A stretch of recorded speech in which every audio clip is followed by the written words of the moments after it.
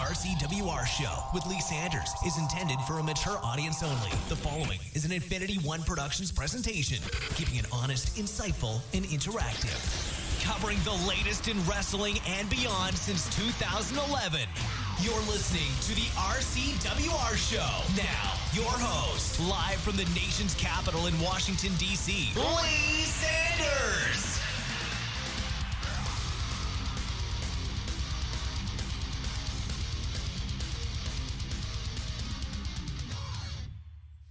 Hey, what is going on, good kind people? You are checking out a all-new RCWR show for Wednesday night of May 19th, 2021. What is good, my pretty babies? Hey, I gotta ask you guys off the break, how do I sound? I'm very, very curious. Let me know. Let me know if I'm coming in a little bit too hot, if I need to maybe dial it back a little bit. Anything weird you're kind of noticing that you're in as far as the voice presentation goes, let me know, and I can actually edit it live off the fly. I'm asking you guys that up front because my new mixer, you guys that had tuned in for Monday's show, you know exactly what I'm talking about. But for those of you that didn't check out the Monday show, basically my Roadcaster, I had to send it to California for possible repair or just a total replacement because it was going through some crazy stuff. We already told you about it, so I won't go all in depth on it. So I was using my old mixer, but there was one mixer that I had been eyeballing off and on for a couple of years. And I knew that the size of it, very compact and everything, I figured that would be really great to have for if I'm going to be traveling and everything. And I can just pretty much, for those times where I'm going to have my laptop and I wish I could have some type of professional sounding equipment with me, but don't bring my whole big old mixing board and all that. And so I had picked up this nice little compact mixer and got it for like about $50. It actually came today and was setting it up and everything. Everything seems to be going pretty good so far. So far, so good. Everything seems to be going good. So let me know how you guys are liking the sound. And yeah, so that's what's going on with that. AEW Dynamite just going off the air. We're definitely going to talk about that. We got a nice loaded show planned for you guys tonight, man. I'm happy that you are tuning in, joining me for this little bit that we're going to be on the air. A lot to get into. We're definitely also going to be talking about this past Tuesday's NXT show. I'll give you my thoughts about that. No ratings officially for NXT, but we do have an idea what's going on as far as the viewership goes. So we'll definitely talk about that later on in the show as well. And yeah, so I mean, we got a nice loaded show. You know, look, I hate to begin the show on a somber note, but man, this guy definitely instrumental into hipping me to all things funny, really making me, you know, kind of take a step back and just really pay attention to my surroundings, what's going on in culture and everything. And I tell you what, everybody has their favorites when it comes to comedians, but at the very top of my respected list is definitely comedian Paul Mooney, such a legendary comedian, passed away earlier today. He passed away earlier this morning, like at about 5:30ish in the morning. He passed away due to a heart attack. And Roland Martin, I don't know how many of you guys are aware of Roland Martin. I'm actually a big fan of Roland Martin. Roland Martin, for a good number of years, used to have his own show on, I think he did something on BET, but then I know he did something on TV One, and as of late he's pretty much been doing his own YouTube show and everything. But whether it's talking politics, talking entertainment, you know, his main focus is on all things politics, racial injustice, things of that nature. That's pretty much his main shtick. But he actually was, far as I know, the first to break the news on social media, and it was actually a relative, an immediate relative of Paul Mooney's. that actually called Roland Martin on his cell. And when he initially looked at his phone, looked at the caller ID to see what number was coming in, he saw it was Paul Mooney. So, he wasn't quite sure what was going on. He knew it was kind of early at the time he was getting the call and all that, but he wasn't expecting that the person on the other end, it wasn't going to be Paul. It was actually going to be that respected relative letting him know, hey, Roland, hey, sorry to call you like this, but Paul Mooney passed away and everything. So the entire entertainment industry has been reacting to it. Friends, colleagues, fans, everybody has just been reacting, doing their own little tributes and everything. And it's been a beautiful thing to see. I know I had posted a little something on social media, and it was great seeing all the people react to some of their moments, giving the man his roses. It's sad that he's just now getting his roses post, right? It's like give that person their roses while they're still amongst the living and all that, I always say. But it's still a beautiful thing to see. Not for nothing, but over on the Facebook page at the RCWR show, we had saw a lot of good reactions that was coming in and everything. Everybody just sending nothing but love. And there is one person that actually had the audacity to jump out there and try to make it be about themselves, try to make it be about what they like, what they consider funny, what they don't consider funny.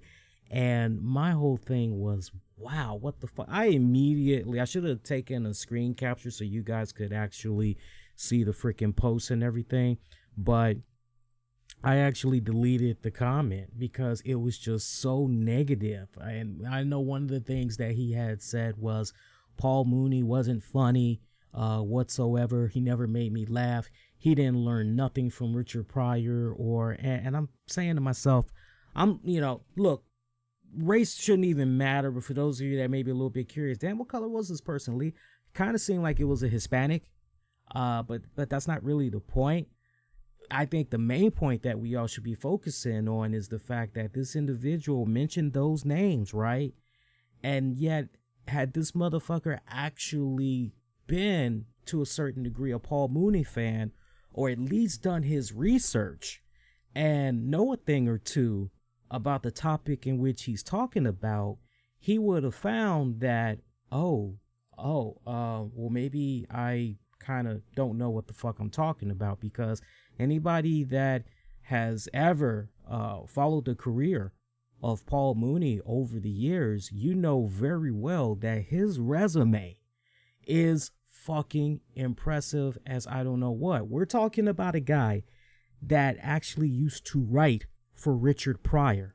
So the fact that that guy said what he had said, he just totally disqualified himself, did he not? It's like, because if you're gonna say something, like you better at least kind of, right? So, but yeah, I mean, when you look at this guy's his record and everything, or you follow his career for so long, you know that he used to write routinely for Richard Pryor. Anytime Richard Pryor was making appearances on Saturday Night Live, Mooney was writing his material. When it came to, monologue joints, when it came to some of his comedy routine joints, Mooney was writing for Richard Pryor.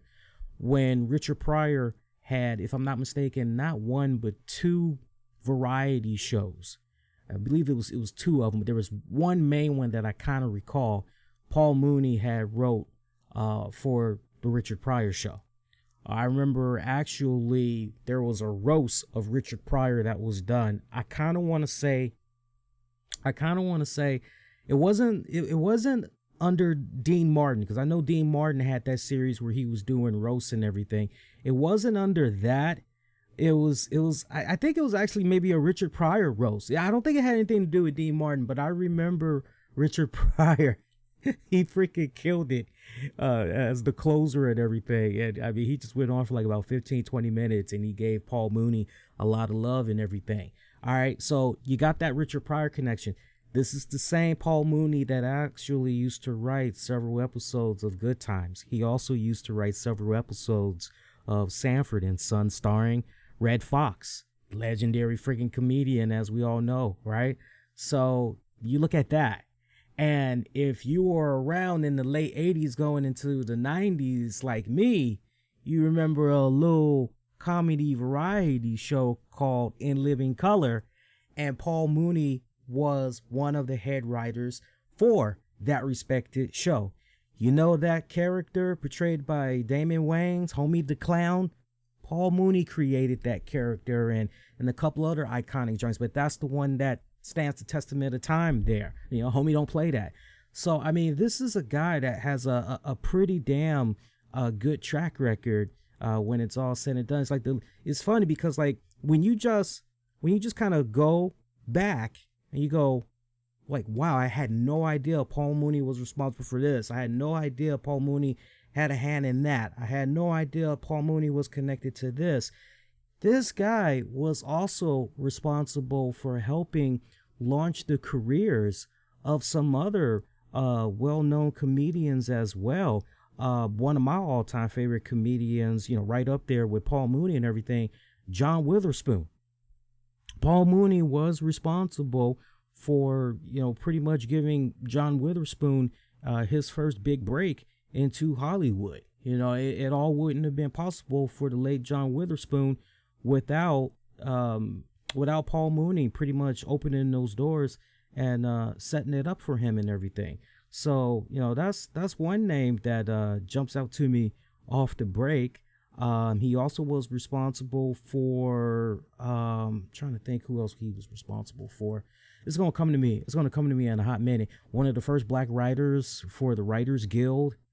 I mean, my God. I mean, so much freaking history. Robin Williams. You know, when I'm talking about, and you want to home in on the period where he was doing his thing on the Richard Pryor show. So you had John Witherspoon. Just think about that for a second. You had John Witherspoon. You had Robin Williams, Marsha Warfield, Sandra Bernhard. All those people that had came through the Richard Pryor show, largely thanks in part to Paul Mooney, because he had a knack for spotting really great talent and everything. He pretty much put just some of those names. Tim Reed. I mean, we go on and on and on. This guy was that invisible hand that pretty much helped jumpstart their careers and everything. So, my God, man, just on and on and on we could go about him and everything. And of course, come on, everybody remembers his appearances on freaking Chappelle's show, Negro Damas, Mooney at the movies. One of my all-time favorite of all the skits I remember from Chappelle's show, that's the one that really stood out to me the most and made me just bust up a gut, you know, like really, really hard. I mean, if I had stitches, them stitches was just going to be popping because I was just dying in so much laughter seeing what I had saw there. But, you know, true story, Paul Mooney was actually supposed to come back for the third season of Chappelle's show. But when Chappelle had that mental breakdown, you know, that pretty much, you know, that was kind of like it and everything. So, you know, rest in power, you know, that's all I got to say. Yeah, you know, there was definitely some controversy involved with regards to Paul Mooney. His comedy wasn't for everybody. It really wasn't. Sometimes, you know, it's kind of like what I had said on social media earlier today, which is Paul Mooney, he would not only look at that line, but he would cross over it, spit on it, piss on it, set it on fire, you know, and then some. You know, one instance that kind of comes into mind right now, I want to say it was the 2004-2005 BET Awards, and he had presented the award. I'm not going to even tell you guys the name of that award, but it starts with an N, you know, yeah, okay? So he basically had this award, and he was trying to present it to the person that he felt, you know, pretty much was a turncoat on their own people. You know, they were trying to be white, but they were actually a straight up, right, a ninja, okay? And pretty much the nominees were Diana Ross, Michael Jackson, and I can't remember who the other person was, and Diana Ross had won it. And he just started going off. I mean, it was literally a freaking roast of Diana Ross. Now, Diana Ross wasn't there, but I believe her daughter and her stepdaughter, something around that. But there were definitely two relatives of Diana's that were there in attendance, and they were so pissed off at what the hell he had said and everything. And when word got back to Paul Mooney about, hey, Diana Ross's kids, they actually were in attendance and everything, Paul Mooney was like, oh, they were? Well, I didn't even know that. And even if it was a case where Diana Ross might have been in attendance, it wouldn't have meant a damn thing to me. I still would have said what I would have said. It's like, if you're going to come after me the way you're going to come at me, then I hope you're at least being consistent and you're on top of those white comedians and Jay Leno and David Letterman, because they get to say literally the same type of stuff that I'm saying, if not kind of worse, on a nightly basis, and they're not under the microscope. But if you are going after them, just like you're coming after me, okay, then it's all good. So he stayed firm. He didn't apologize for that whatsoever or anything. So that definitely, that incident comes to mind. I also remember the instances where he said, you know what, I'm not going to use the N-word anymore. Yeah, as we know, like, you ever watch his stand-up comedy or you had an opportunity to check him out live, you know, when it comes to his stand-up comedy, he would in this, in that, in this, in that, right? And he just got so turned in the stomach when that Michael Richards incident went down some years back. Michael Richards, Kramer from Seinfeld, that he just decided, okay, no more. I'm not gonna say the N-word anymore. You know, I'm taking that out of the vocabulary. We as a society, we just need to be done with that word. You know, it's not a term of endearment. It is just freaking hatred.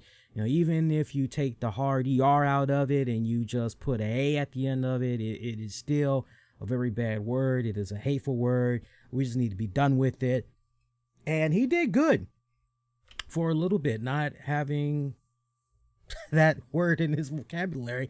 But then one show he did good. He was doing his monologue for about an hour, and the next thing you know, he started talking about O.J. Simpson, and Ninja had came out, and he literally ran off the stage. You could probably find, I want to say I had saw the footage of that some time ago. You might be able to find it online. I can't remember. It's been so long ago. I can't remember if I had saw that initially on Dailymotion or if it was on YouTube or whatever.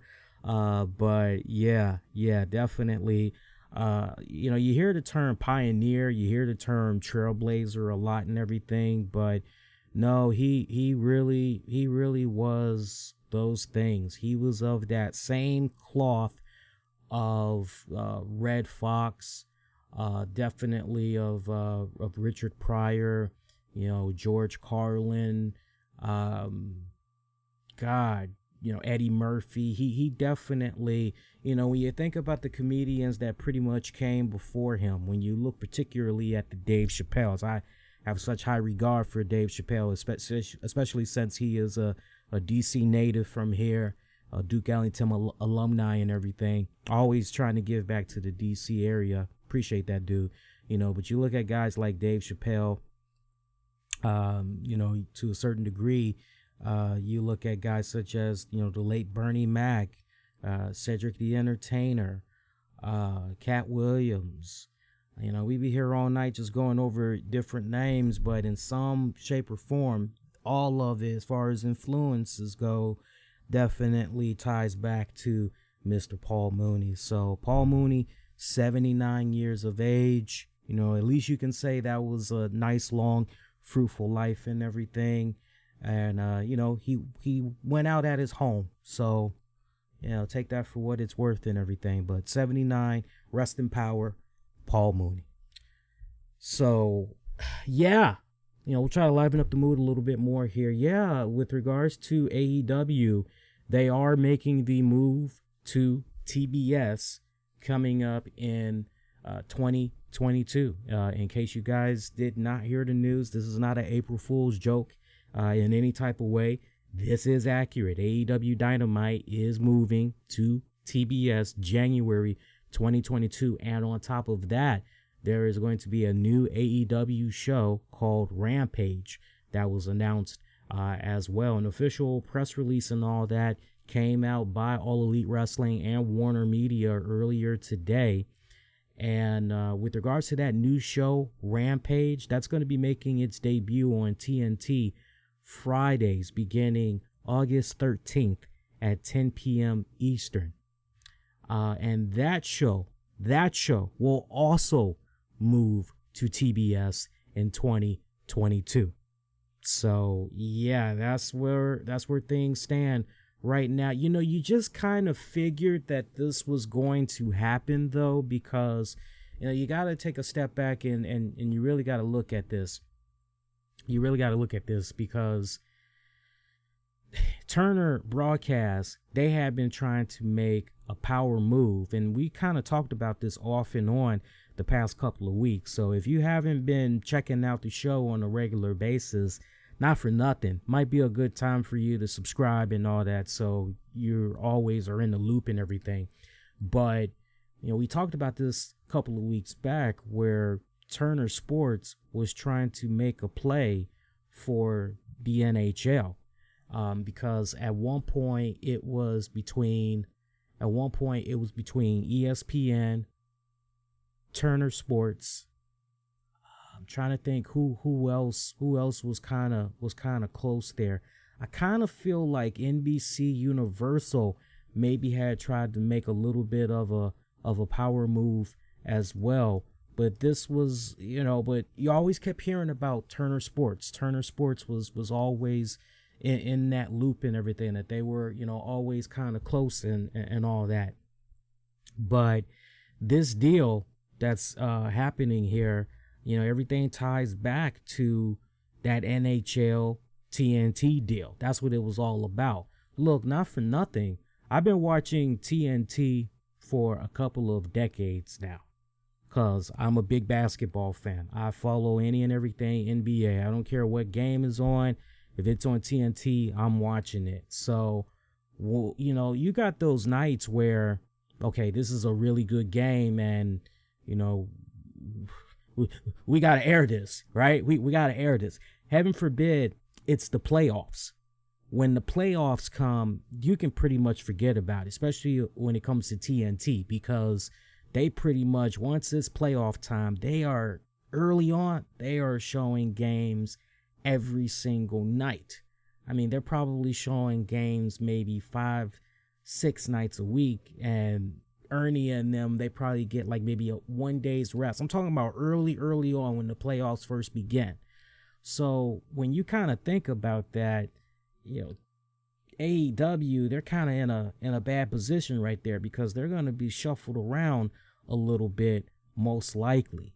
You know, it's either going to be a case where they're preempted because there's going to be a game on, or maybe it's a case of a doubleheader.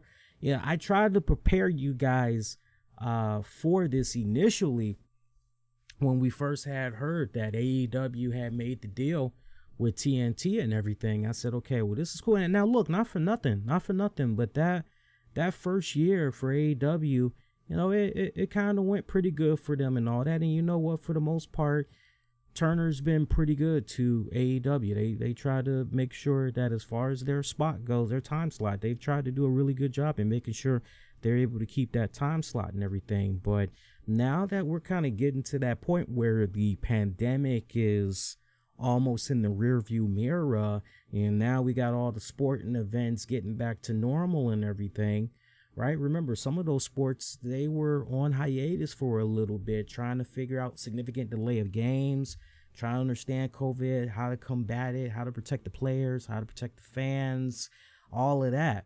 So now that you've got TNT with this deal with NHL, you know, and particularly from some of the people that are NHL fans that I've spoken to, you know, a lot of people have said, hey, as far as NHL goes, you know, usually there's games on, you know, Tuesday, Wednesday, Thursday. You catch a game Saturdays. And so I would imagine that in regards to Wednesdays, the way TNT is looking at it, they're probably trying to have some really good matchup games on those Wednesday nights.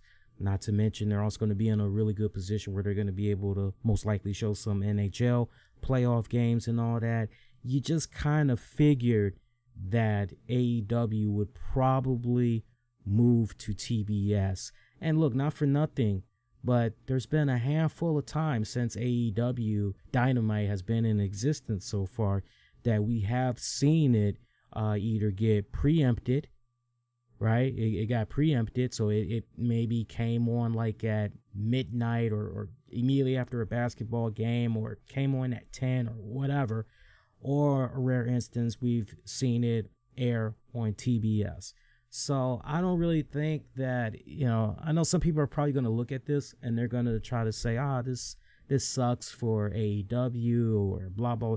No, it's actually a good deal, because now that you have AEW going to TBS, they pretty much are going to be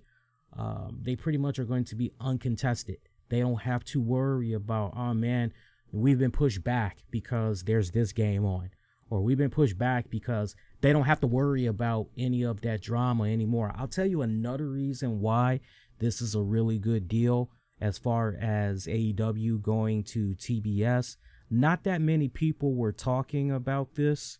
And it's weird because it ties in so perfectly to everything that's going about right now. But Conan O'Brien, I'm not sure how many of you guys are aware of this.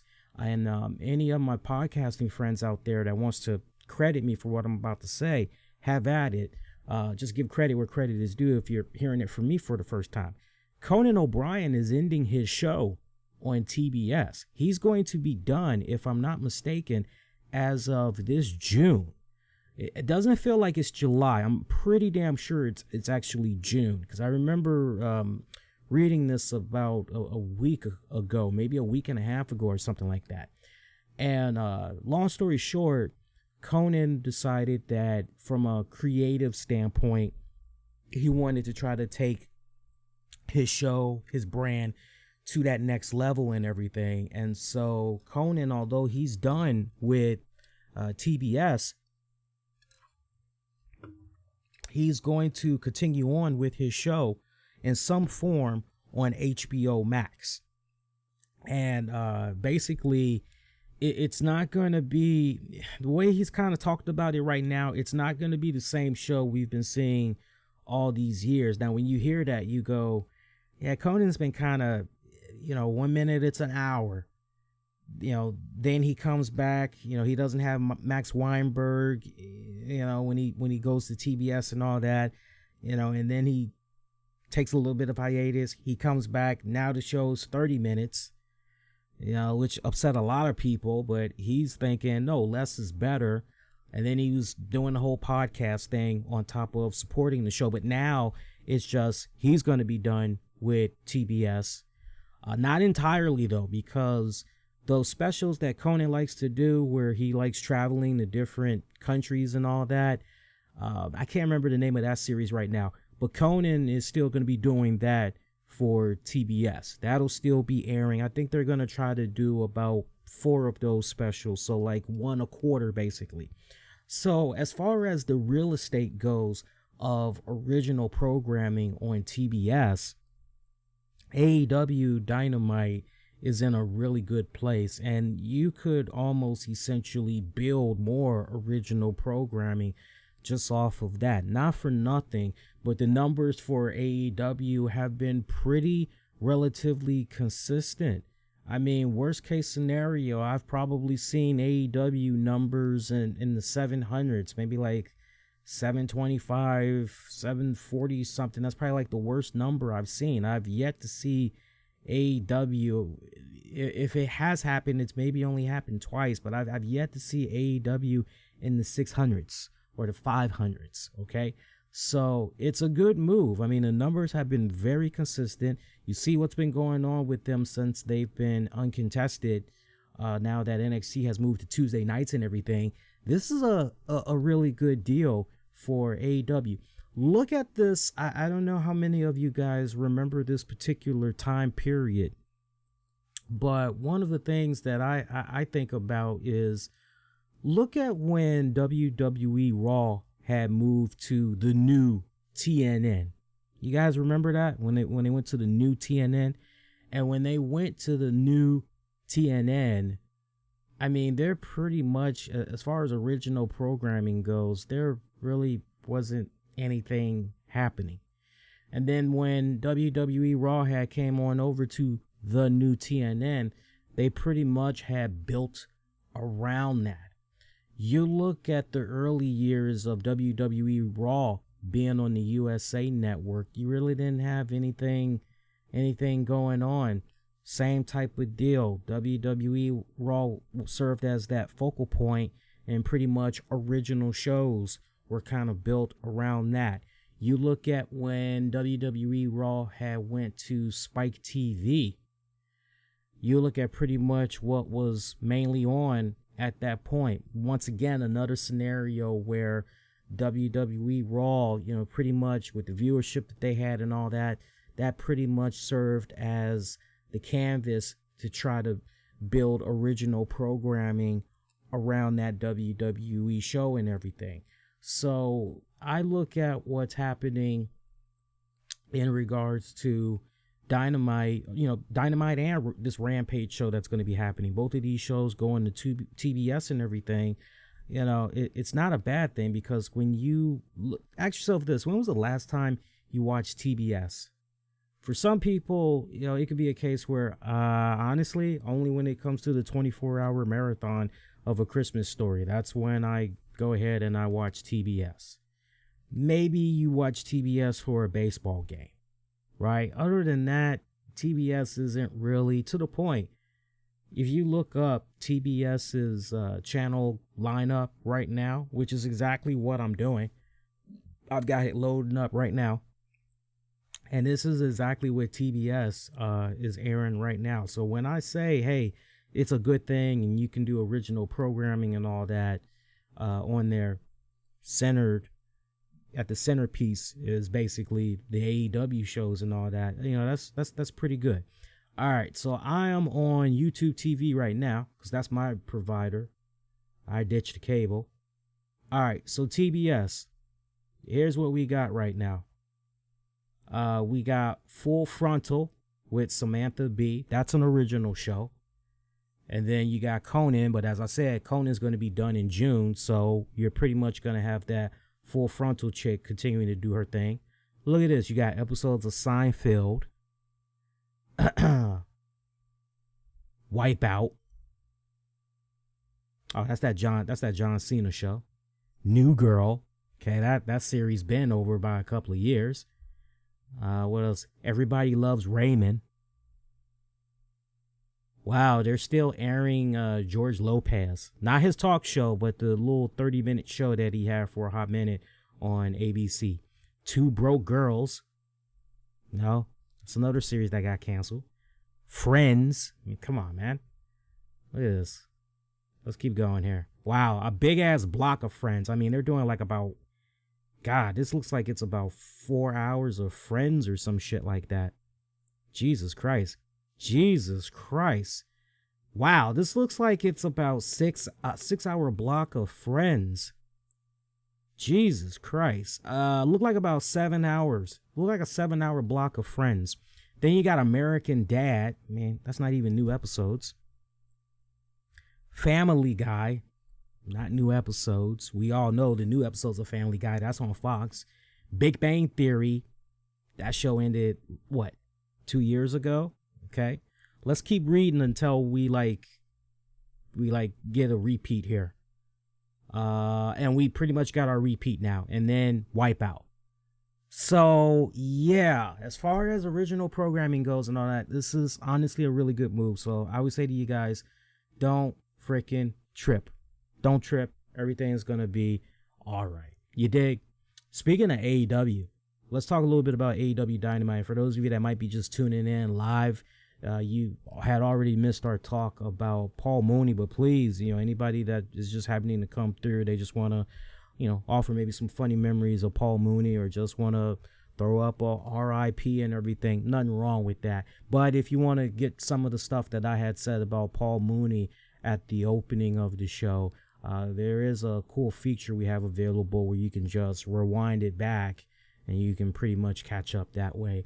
But let's talk AEW Dynamite. Well, we were just talking about the move to TBS and all that. Tonight's show was actually a pretty good Dynamite, I would have to say. A couple of issues in some areas. For starters, the main event match, and you guys got to forgive me if I'm not going in a specific order, but that's typically how this show usually works. Just whatever comes to my mind, just kind of fill in the flow of things as we're going about the show and all. But I didn't like the finish to tonight's Dynamite, I have to say. The Varsity Blondes taking on the Young Bucks. Yeah, man, that just... I wasn't a fan of the finish to that match. I just wasn't. And I want to just explain to you briefly the reason why. If you had the opportunity to check out the Dark Side of the Ring episode on Brian Pillman a couple of weeks ago, man, yeah, was it just kind of fucked up? Some of the stuff that you were hearing and everything, yeah, it was. But man, you want to talk about light at the end of the tunnel. You want to talk about, oh, well, you know what? I can't really help but really root for. By the end of that episode, you that was you. You were in that position where you're seeing all these things that's happening for his son and Brian Pillman Jr. that's continuing on the legacy and the mannerism and just everything that's going on about him. And you just have that good feel moment at the end where you're saying to yourself, man, well, I'm hoping and wishing for nothing but success for Brian Pillman Jr. Hopefully he's able to succeed, where, his dad failed, and, at the same time carve out his own legacy within the wrestling industry and all that. And for me, looking at this particular matchup between Varsity Blondes taking on the Young Bucks, and this was for the tag team titles nonetheless. I'm scratching my head sometimes, and I just can't help but go, what's AEW thinking here? What's the bookers? What's all them guys thinking? Them VPs and all that, EVPs. What are they all thinking here? Because that Dark Side of the Ring episode was so well received. Brian Pillman Jr. was so well received. If there was ever a time to go, well, wait a minute. Damn, yo. I mean, yeah, we got Brian Pillman Jr. here now and everything, but man, look at this great feedback that this guy's been getting because of that Dark Side of the Ring episode, because of his dad and all that. Look at this. Shit, man. Well, you know what? We definitely got to do something about that. We definitely need to capitalize on that.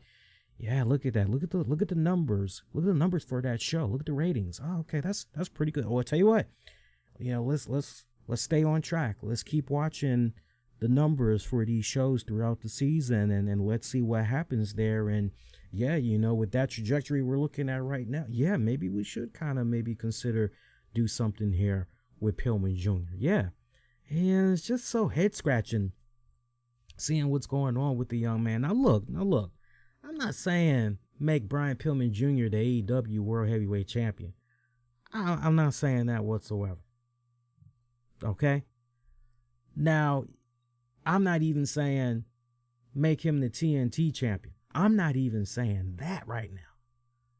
All I'm saying is, man, with how that Dark Side episode was so well received, Junior being so well received and everything, you couldn't find the inspiration and the motivation to, okay, you know what?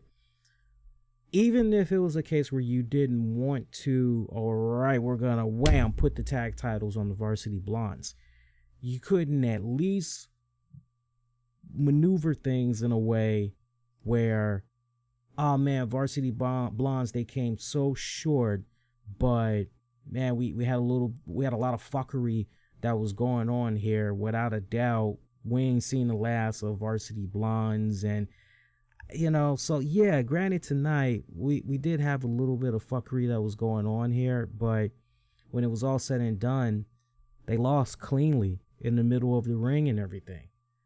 And just immediately how we just go right to Moxley and Kingston afterwards. It's like, okay, thanks for coming, right? There's some Pez candy on your way out, some mints, and a little bowl there. Enjoy yourself. The little business card too on your way out. Thanks for coming. Come again. It's kind of like one of those type of things where you're watching the Varsity Blondes, because it was literally, okay, you're done. Bye, go, bye. I didn't like that. I didn't like that whatsoever. It just kind of rubbed me the wrong way. It's weird. It's really, really weird, I got to tell you. But, it is what it is. I'm hoping that somebody in AEW management kind of wises up and, maybe kind of says to themselves, okay, well, you know what? No matter what might go down at the Double or Nothing pay-per-view coming up next weekend, we definitely post Double or Nothing. We need to circle on back to these Varsity Blondes here. And, if you want to make the argument, well, we already got something that's set in stone. What's going on with this special over here from Dark Side? Yeah, we did check that out. We did see the numbers, and yeah, we definitely want to try to do something with Pillman Jr., but we got something that's already in place right now. But post Double or Nothing, we can definitely, if that's the mindset, okay, cool. But just off the break tonight, I just really wasn't a fan. It was a good tag match, though. I don't want to come off as if I'm shitting on the match itself, because both teams did phenomenally well. I love seeing Eddie Kingston and Moxley come in there post-match, and they just start beating up Jeeves out of Young Bucks, and freaking Eddie Kingston pulling a repo, man. All the gimmicks I used to love in the animated WWF era back in the day. Repo Man was absolutely one of my favorites. I love how Eddie Kingston just pretty much cold jacked the Young Buck shoes. Some good ass pair of Nikes too. I don't know what version of Nikes those were, but cold jacked the Nikes off my man's feet and jacked his socks and rolled the hell out. Moxley joined along with him, took the other Buck shoes and socks. Love that, and pretty much episode going off that way. I love that. That had me just bust up laughing. I hadn't laughed so hard. It's something in wrestling in a good minute, because I actually had to stop and remind myself, when was the last time you laughed that hard at something from a wrestling show that was legit funny? Like, even if it was cornball funny, it got you laughing. And it's been a good minute, I gotta say. It's been a good minute, but that was a good little spot. The Serena Deeb taking on Red Velvet match for the NWA Women's title.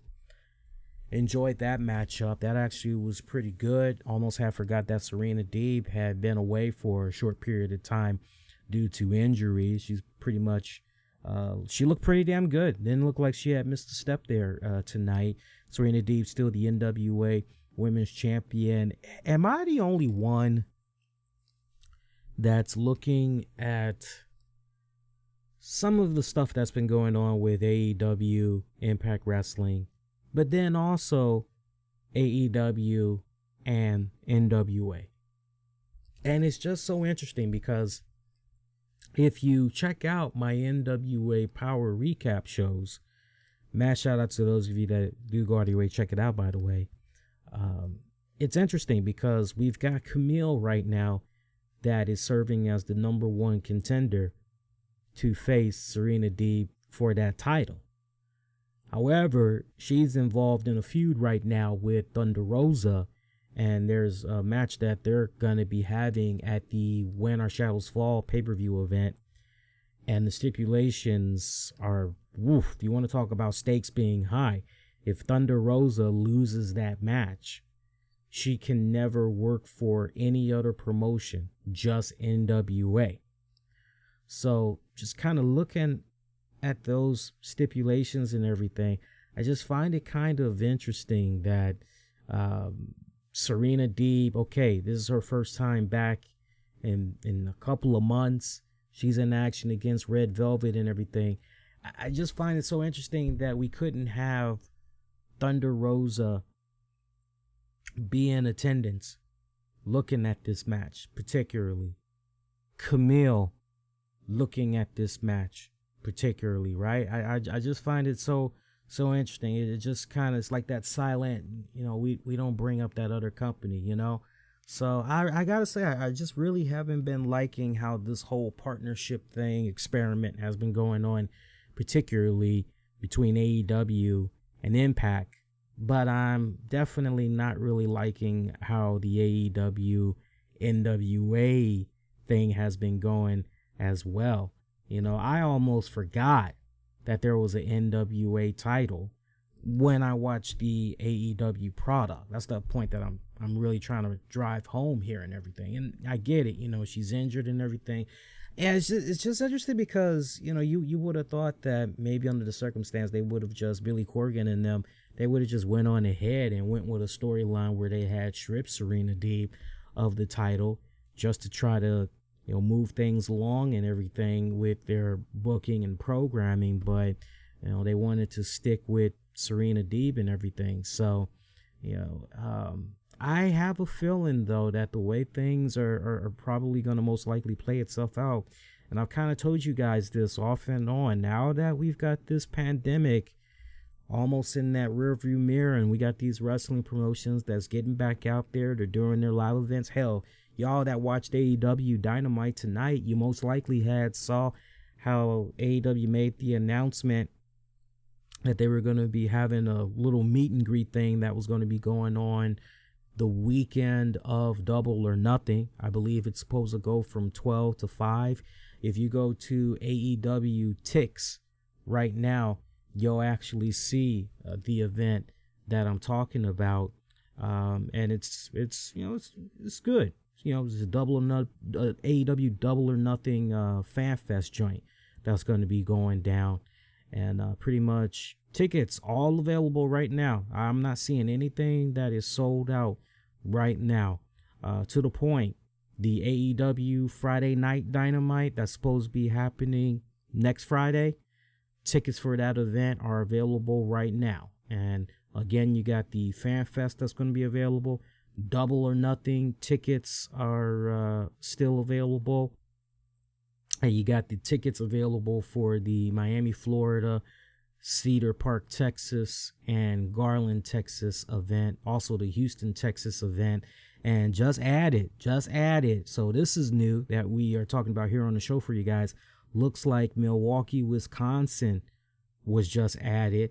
That Dynamite is going to be going down August 25th at the UWM Panther Arena. Boston, Massachusetts AEW event, September 8th, 2021. It's going to be at the Agnes Arena. There's just a couple of more. It's not long-winded. I can like blaze through this real quick for you guys. Newark, New Jersey, September 15th at Prudential Center. Rochester, New York on September 29th at the Blue Cross Arena. Philadelphia, PA at the LaCour Center on October 6th.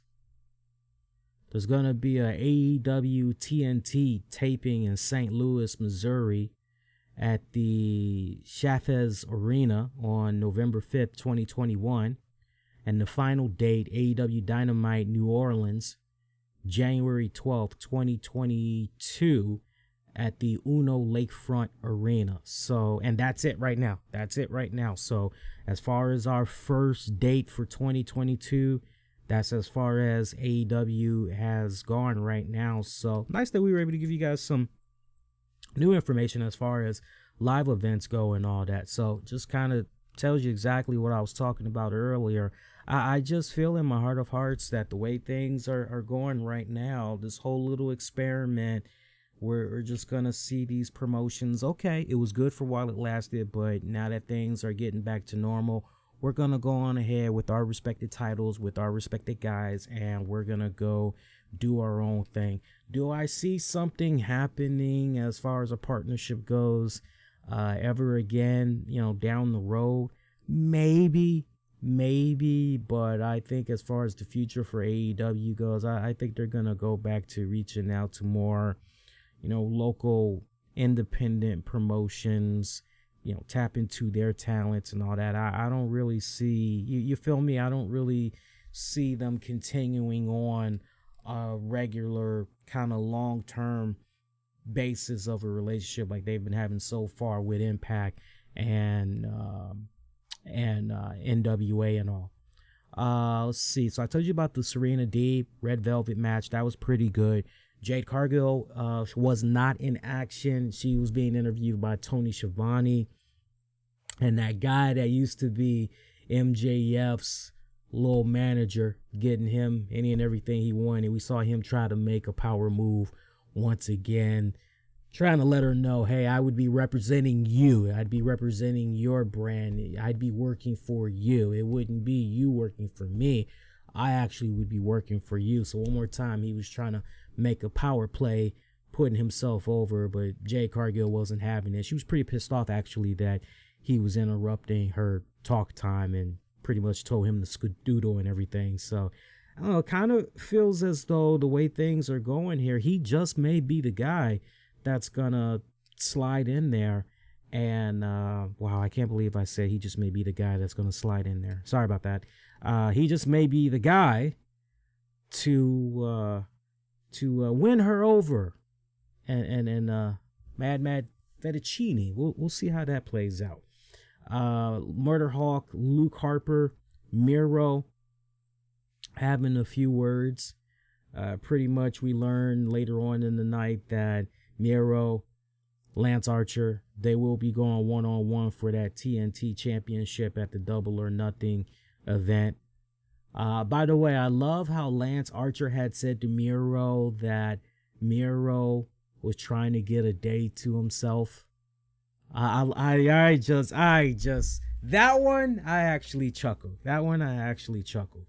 Archer bringing up how him and Cody, they pretty much were the ones to duke it out for that TNT championship, where he talked about how last year he lost in the first ever TNT title match and everything. Nothing's stopping him as he's focused coming up at Double or Nothing. So that actually should be a really damn good matchup too. I'm actually looking forward to that one. See what else? What other action do we have on the card tonight? Kazarian had cut one fiery ass promo tonight. Definitely got to give him, as far as promos of the night goes for Dynamite, I got to give him props. No Daniels. There was no Daniels. As far as, talk time and all of that other stuff. There was nothing along those lines. But Christopher Daniels, we did see him briefly backstage with Kazarian. He whispered a little something to Kazarian's ear and then walked away. So that pretty much was it for Daniels. Kazarian went on to say he couldn't explain what Daniels means to him, what he's meant as far as his career, friendship, the brotherhood and everything. Pretty hurt about what went down last week. Doesn't blame Daniels. He's not blaming himself. As far as he's concerned, all the guys in the elite, they are the ones that's responsible. So Don Callis, Michael Nakazawa, Young Bucks, Kenny Omega, Good Brothers, any and everybody that is connected to the elite, he is holding them responsible, and he is vowing to get revenge on them. He's vowing to make every single one of them suffer and suffer slowly. And it looks as though officially Kazarian, as that singles guy, I'm behind it. Let's see what's going to happen here. I got to say, the work I have been seeing him do in AEW, particularly for singles matches and all that, I do kind of feel as though, okay, well, let's see what we can do here with Kazarian. I mean, for me, one of the first matches that still stands out into my mind where I go, damn, that was pretty damn good. He just might be main event ready here. The match that he had against Christian Cage, I don't know what you all had thought about that match, but for me particularly, he showed me some shit that, it's kind of interesting, because when I think about, his Impact Wrestling TNA days, when I look back on the ROH days and all, I just go, But no, like this go round, it's kind of interesting how things have come kind of full circle and everything. Now I'm kind of feeling as though, okay, you've got me curious. Let's see where we're going with this. So the fact that Kazarian single star, yeah, let's see what we got here. I'm definitely down with that. Anthony Ogogo took on Austin Gunn. Well, I went Ogogo to the bathroom while Ogogo was in the ring, so I can't comment on that particular matchup. Inner Circle, they accepted the Pinnacle's challenge for that Stadium Stampede joint that's going to be going down at Double or Nothing. So, I mean, that was kind of like a no-brainer. Can I just say, though, I think it's about time, y'all, we go ahead and retire some of these wrestlers that are doing their thing with the Judas song. It just looks so, I'm like this. Can we have a little bit of consistency to a certain degree here? Because everybody that they show that's been singing the Judas song, it's pretty much the roster. It's like 90% the roster. And my whole thing is, Jesus, you know how bad that kind of looks? Because especially when you think about some of the talents that are actually heels. And it's kind of one of those, well, why would you understand what I'm saying? It's like, but I guess now Inner Circle, they're supposed to be tweeners, right? I guess we're officially supposed to be rooting for them. I guess officially they're the baby faces now, right?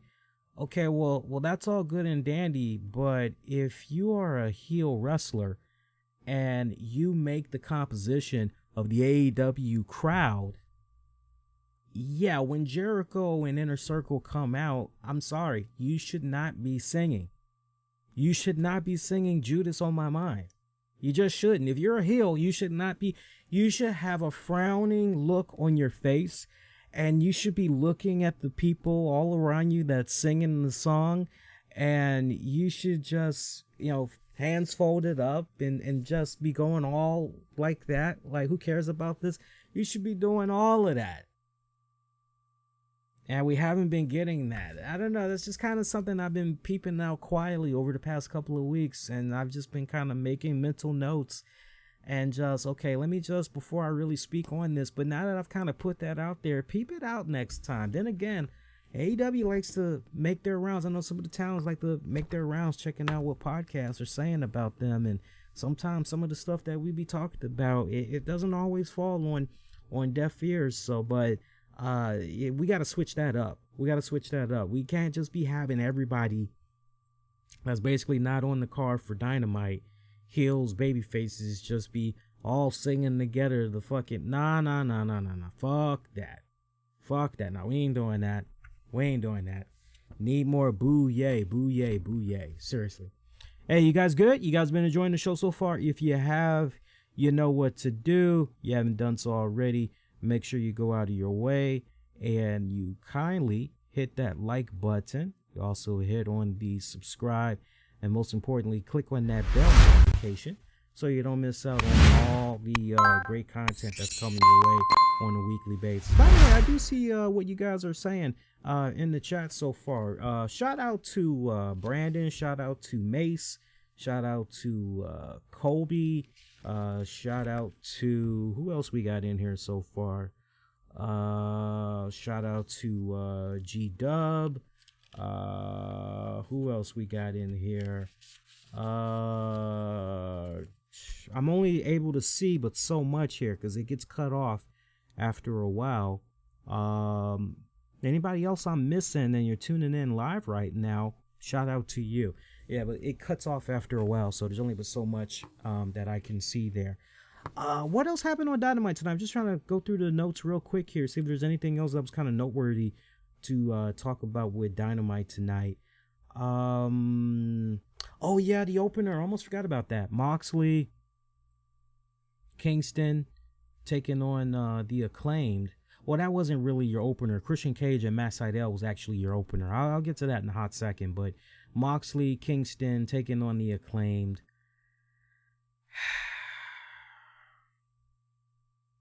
For me, I looked at this match nothing more than Moxley and Kingston really being put over and being put also in a position where, man, you just got to give it up to these guys. The way they've been stringing together these W's since they've been teaming up, surely these guys are the number one contender. So that's how I kind of looked at this match here, as far as them being built up and all.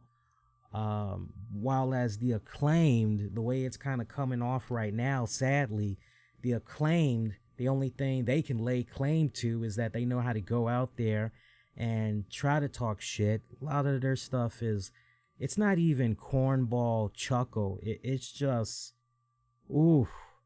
I mean, it's just bad. It doesn't even have that go away heat badness level to it. It's just that if it was a case where these guys were at the Apollo, I'm just picturing Sandman coming out within 10 seconds of them talking. Sandman just tap dancing his ass. He's sliding one over with his cane and he's yoinking these motherfuckers off the stage. I mean, they're a good tag team and everything, but we've now kind of gotten to that point where they're essentially the ethnic Dolph Zigglers of the tag division. I mean, that's literally how they're kind of coming off here. It's quite sad, quite honestly, because I do see a lot of promise in this tag team. But I mean, look, not everybody, right? Not everybody can.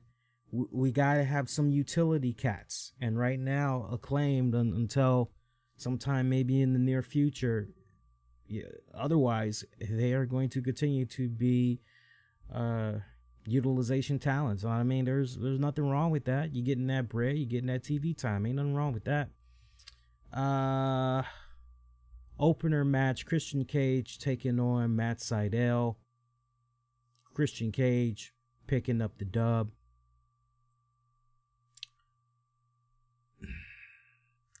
Not really a fan of Matt Sydal. I'm not really. I mean, he's good and everything, but I'm not really a big fan of his. I watched this to see if I was going to see a bit more of a aggressive side to Matt Sydal. I watched this match particularly to see if Matt Sydal was going to rise his game up a little bit, or raise his game up more, I should say, against Christian. And I didn't exactly see that. And with regards to Christian, this for me, I looked at this match nothing more than further alonging the Taz Christian angle, as Taz was conveniently at commentary and once again talking mad trash about Christian and all that. Post-match, Taz yelling at Christian, but then Ricky Starks jumps Christian from behind and all that. Team Taz jumping Christian and Sydal, beat them down real bad. Hangman Page comes out, tries to go in after Cage, but Hook drops him. Cage power bombs Page.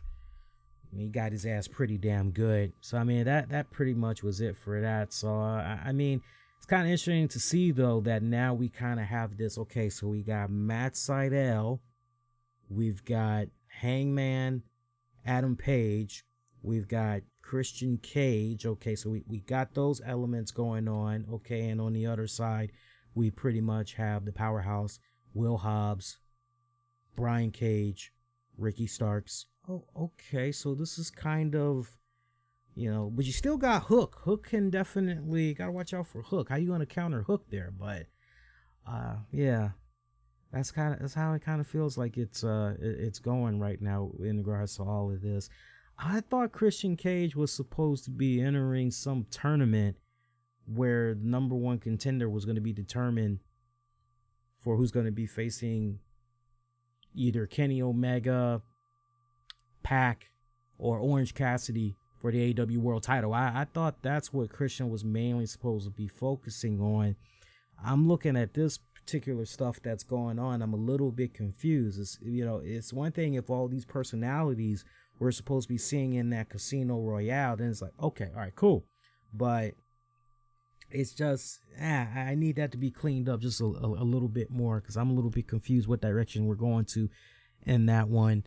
Don Callis, Omega, they try to get my man Orange Cassidy. They tried to get him to sign some paperwork. Basically, he would back out of this triple threat match, and at a later date, he would get a championship opportunity against Kenny Omega. But Orange Cassidy wasn't having any of it.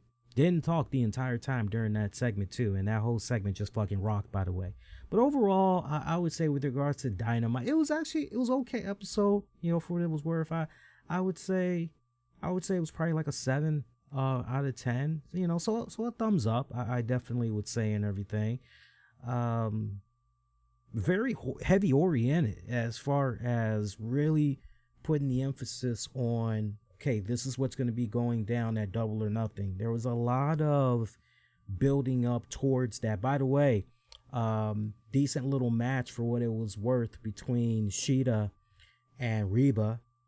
That kind of played out exactly the way we thought it was going to do. That was kind of another one of those matches where this is all about furthering the storyline, really, between Shida and Britt Baker. The animosity Britt Baker has against Shida, which was on full display post-match. Baker beating down Shida and all that. So, but for me, this was really all about putting the strings together, emphasizing the hell out of the Double or Nothing event, building up towards it and everything.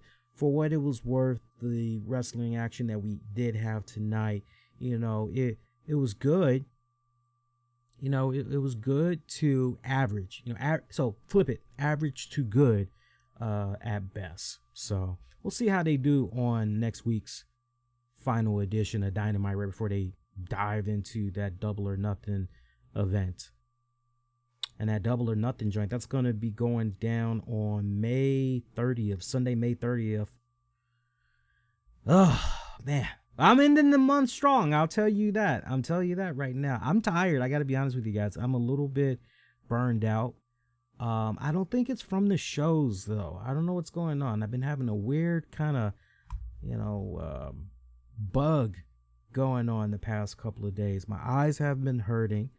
My head, it kind of feels like I've been having a little bit of a pounding headache and all that. No nasal drip or anything of that nature. I don't know. Maybe it's the pollen, because usually the only time I kind of start acting a little funny is when pollen is pretty much kicking. And now that we've got some really nice, good weather going on over here in the DMV, yeah, because past couple of days we've been looking at the mid to late 80s. So I don't know. Maybe it's the pollen count that's kind of getting to me. I don't know.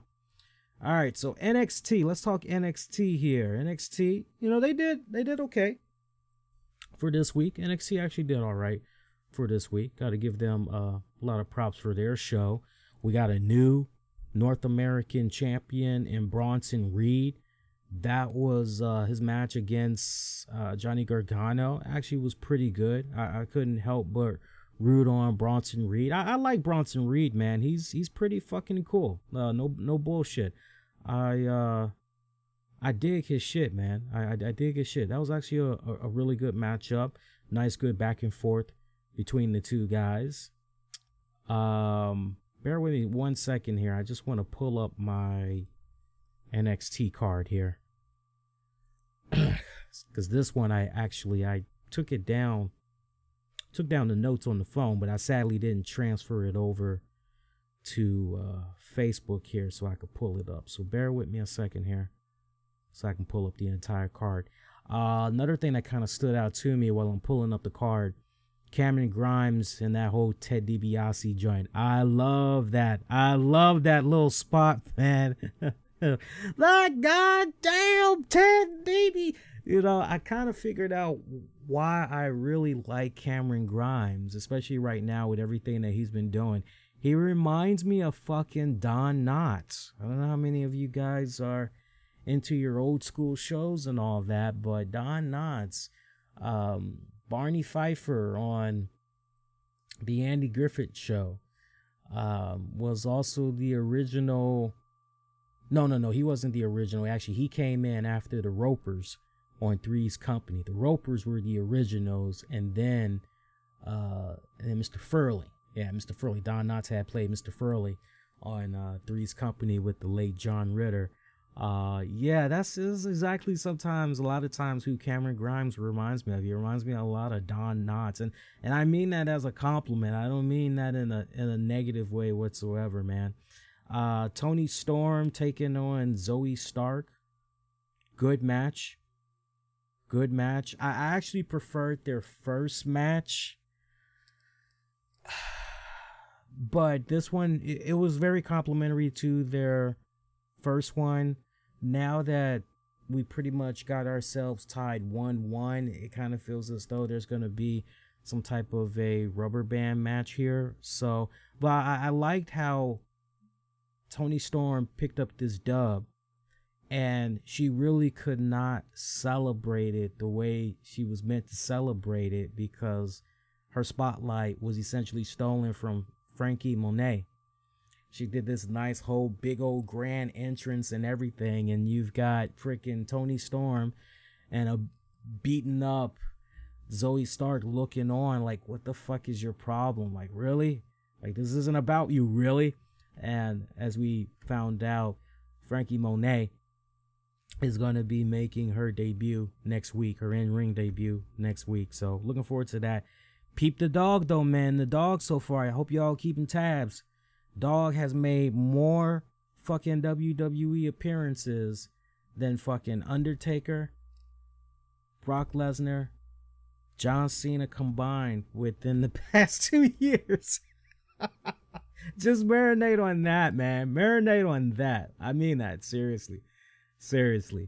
But yeah, the Cameron Grimes stuff, I'm loving that with the $1 Million Man. I'm loving that stuff, man. Before the match that he had with Jake Atlas, and I love how that Insta-feud pretty much came about. That was kind of cool. Had WWE planning all of that together.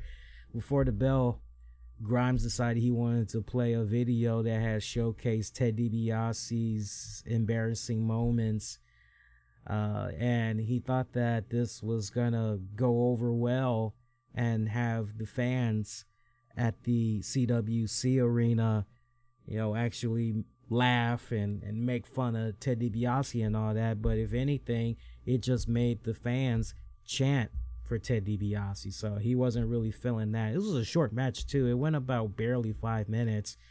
Cameron looked as though he kind of had this match in control for the most part, but then you hear the music of Ted DiBiase and he's totally fucking distracted. Is Cameron Grimes. He's trying to figure out what's going on. The man himself in the flesh, $1 Million Man Ted DiBiase, stood at the top of the stage ramp. Tony Atlas. Damn. I was about to say Tony Atlas. Oh, man, Tony Atlas. Anytime I think about Tony Atlas, I always think about his goddamn foot fetish, man. And there she was right there, and I was just minding my own business. Yeah, I just mind my bit, lifting weights, and all of a sudden she just came on by, and she didn't have no heels on. She didn't have no pumps on. She just had these pretty little toes, and I asked her if I could suckle her toes. You just gotta watch enough shoot interviews to know exactly what I'm talking about with regards to Tony Atlas there. But hopefully you kind of read in between the lines. Oh, good God Almighty. I can't believe I almost said Tony Atlas. That would have been something. Tony Atlas taking on that goddamn Cameron Grimes. No, Jake Atlas. That probably would have been a better matchup, though, yeah? Cameron Grimes taking on Tony Atlas. That probably would have been interesting. More interesting, but yeah, $1 Million Man music had queued up and all of that. Roll up, Jake Atlas getting the dub. Cameron Grimes pretty pissed off, tried to chase after Ted DiBiase after the match was over. Catches up to the limo that DiBiase was in, tried to open the door with all his might. He couldn't. And DiBiase rolled the window down just a bit and said to Cameron Grimes, you're all right, but you're no $1 million man. And he just laughed in his face and told the driver to drive on. Good shit right there. Good shit right there. I had a nice hearty little chuckle at that one. Alexander Wolf had faced Killian Dane. I mean, this wasn't even a 3-minute match, y'all. Dane pretty much picking up the dub after Alexander Wolf decided he wanted to use a steel chair on Killian Dane, and he wasn't able, to use that chair and all that, as Dane was able to do a running crossbody on him, and pretty much, boom, match was over. Post-match, Imperium turned on Wolf. They beat him down real bad. Kind of sad. We got to talk about Wolf in a hot second, because as probably most of you guys know, there was some NXT releases that had went down earlier today, which we'll talk about in a hot second. Legado del Fantasma taking on Timothy Thatcher, Tommaso Ciampa. This was actually the match of the night. Boys went about over 15 minutes. I actually had enjoyed this. It ended up being better than I had anticipated, quite honestly, although I didn't care for the finish. I felt that the finish was totally unnecessary. I felt that the finish was crappy to a certain degree.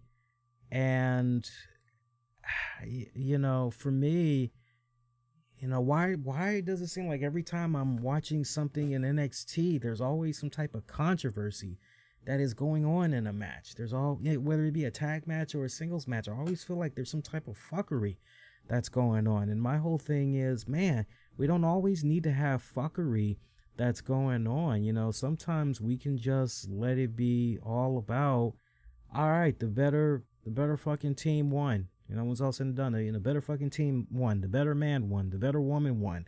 And that whole fucking thing with the Grizzly Young Veterans, I can't. I'm going to keep on saying it. I need them to soon get the fuck off my TV already. I'm not invested of all the folks that's in NXT right now. It's nothing personal. I don't know these guys. I can only react from that fan perspective, and Grizzled Young Veterans, they don't do anything for me. They just don't. Hate to say that, but they just don't. Man, do I see something there? Do I see a little something? There's a little something, but I just don't know if it'll blossom. I don't know if it'll blossom in time for WWE to, okay, this may take a couple of years here. I just don't know if WWE is willing to invest that time and wait it out, see these guys, figure it all out, put it all together and fucking explode. I don't know. I just don't see that happening. Aaliyah losing to Saray. Kind of like a no surpriser right there. I mean, that match was like about 2 minutes and some change right there. Ariari Daivari and Tony Nese taking on Hit Row. It's pretty much a squash match right here. Hit Row picking up the dub. Good show. Believe it or not, that's NXT. I did not miss anything from NXT. I mean, if anything, you had Amber Moon, Shotzi. They were cutting a little promo talking about how they're far from done against the Way.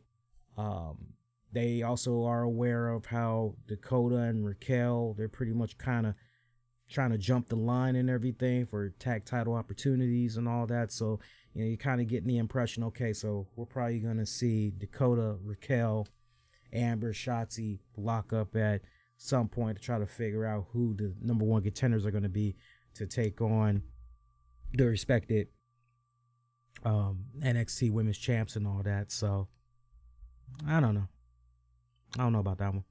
Let's see, what else did we get? Bobby Fish was interviewed.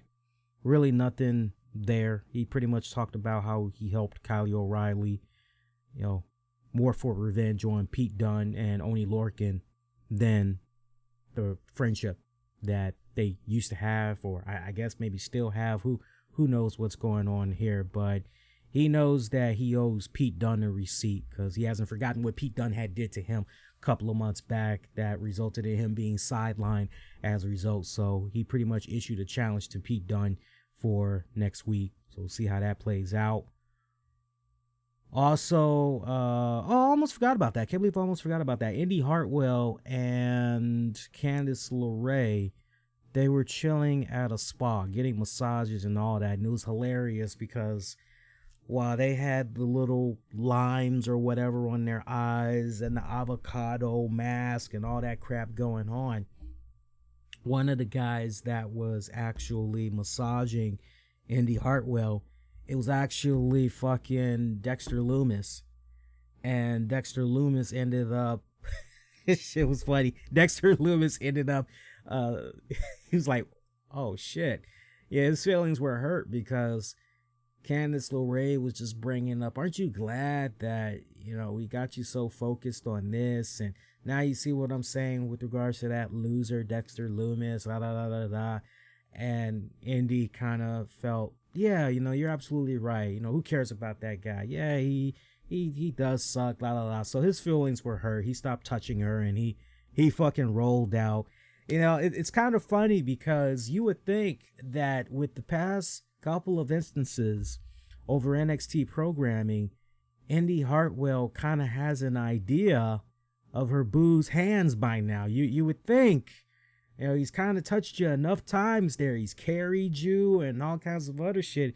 You would think she would kind of know, but yeah, okay, whatever, it is what it is there. But later on, something weird happens where some credit cards. I just remember kind of doing a lot of multitasking at this point, and there was some weird shit that was going on where one of the massage therapists came in there and told Candice LeRae her credit card wasn't working, that it was declined multiple times, and that they actually called the financial institution to try to see if maybe it was an error. And I mean, as we all know that have had those conversations with the credit card companies and all that, there's only but so much information they're going to give you over the phone. So that whole part that we heard tonight about flowers, candy, blah this, blah that, you're kind of going, nah, that's bullshit. Like, they're not going to give you all that information on the phone. They're either going to tell you that, yeah, that card is invalid. It's actually expired. That account was actually closed, or that, yeah, by our end, it has no sufficient funds, right? It's either going to be one of those things they're going to tell you. They're not going to tell you, well, 3 weeks ago, somebody had bought a case of beer and a box of girly magazines, and they're not gonna tell you all that fucking shit, okay? But I get it.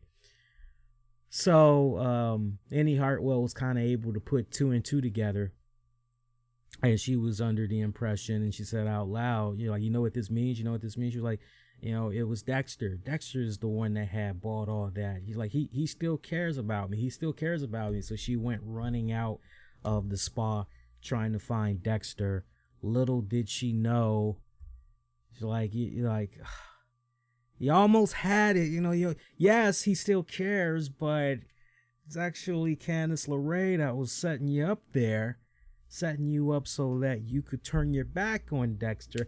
I like the continuing development that's going on there for As the World Turns, starring Dexter and Indy. I like that. Other than that, that's definitely it as far as NXT goes and all that. Okay show, a little bit average. I would have to say I kind of enjoyed AEW Dynamite more than I did with NXT for this week. That's just my personal takeaway. Now, as far as AEW ratings go for this week, like I said, NXT, we kind of have an idea, but we don't know the official number yet. Right now, we're being told that the viewership is 700,000, so basically up 1% compared to last week's official viewership numbers, which I believe it came in at like 697,000 or something like that. But when you look at the AEW numbers for last week, and let me actually pull up AEW's numbers from last week. I kind of feel like, actually, you know what? I can just go on YouTube real quick here. I can go on the communities tab, and I actually got it over there. So bear with me a second here, and I can pull it up within a couple of seconds. Yep, here we go. Okay, so AEW last week, they officially did 984,000. Actually, wait a minute. No, forgive me. That was actually my prediction. I don't know if you guys had saw that. My prediction on last week's show, I said that last week's Dynamite would do 984,000. The actual numbers was 936,000. Again, the actual AEW Dynamite was 936,000 viewership. I mean, that's pretty good. All right, so kind of considering that, keeping up with the trends that's been happening these past couple of weeks and everything, I kind of want to factor in the NBA games because you have a nice doubleheader that was on tonight. I know Spurs. Did they play the Memphis Grizzlies tonight? I kind of feel like that was the team that they played, but I know Spurs definitely had a play-in game tonight. And then what's underway right now are the Lakers taking on the Warriors. Lakers win, they're definitely in. If I'm not mistaken, if they lose, then that's pretty much it for them. So I can't help but kind of wonder if that may be a little bit of a factor tonight. But I'm actually going to jump out there and say that AEW is going to do slightly better. Well, let's look here. Yeah, I'm going to say they're going to do slightly better than what they did for last week. So they did 936,000. I'm going to say they will do 954,000. I can't go any higher. I'm not going to go any less. I'm going to say 954,000 they're going to do for this week. So remember that. And as soon as the numbers are officially available, and we should know something definitely around the same time tomorrow. Let me see. I think we should know something like tomorrow afternoon. Yeah, definitely tomorrow afternoon. As long as you're staying connected to me throughout social media, including on YouTube, over at the communities tab page, I'll post the updated information for you guys on that so you can see what's going on. But remember what I'm projecting. I'm projecting 954,000. Let's see. We were talking about there were some NXT releases that had went down earlier today. I'm not surprised at some of these names that actually made the list and all that. I don't know about you guys, but yeah, some of these releases that came about. Let's go there. Let's talk about some of these releases here. So it looks like we have the following people that were cut. And I'll give you my thoughts about them overall. I'll at least say whether or not it was the right move, or if it was the right move, or if it was a bad move. But let's start with Vanessa Bourne. Vanessa Bourne, that's an interesting one, I gotta say, because when you just look at her, first off, I mean, she had a great fucking look. I personally felt she had like a nice little exotic look to her. She kind of had, you know what she reminded me of? She reminded me of Layla. Y'all remember Layla? She used to be in WWE for a hot minute. She reminded me of Layla, and I could see almost a little bit of Brandy in Vanessa Bourne as well, appearance-wise. and definitely a little bit of Jodie Watley. She kind of had all of those things going on there, and nice exotic look to a certain degree. So I thought she definitely was going to be going places there, and just sporadic appearances here and there when it's all said and done. Very, very weird. Very, very weird. She and what's so interesting about her, as far as who trained her, Rikishi, of all people, Rikishi and Gangrel, they had a hand in training her. So she's pretty much been doing her thing as far as a pro wrestler goes. She's been doing it since 2016. And 2016 is when she signed on with WWE and everything. But she's been making sporadic appearances here and there. I mean, right down to the point, you can almost count off, if not one hand, you ain't going to be using two hands. You can almost count the number of matches that she had, and it honestly was not that many. I mean, if you guys will indulge me here. Well, actually, I take that back. I take that back. Well, no, I'm actually correct, because there's two ways you can look at it. What she mainly was doing was a bunch of house shows. That's what she was mainly doing. But as far as actual TV, she didn't make that many NXT TV appearances. So she was either doing live events, that weren't officially the NXT show, or she was doing house show events.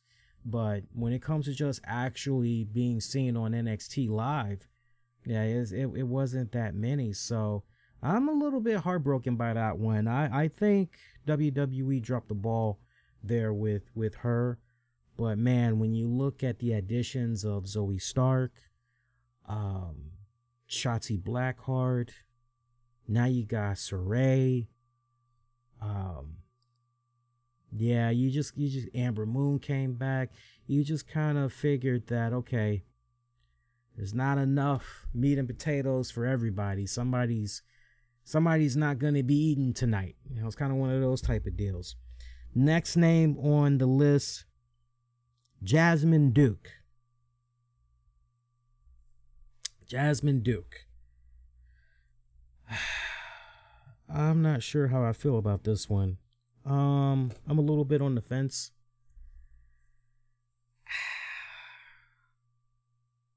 I'm a little on the fence about that one. I gotta tell you, because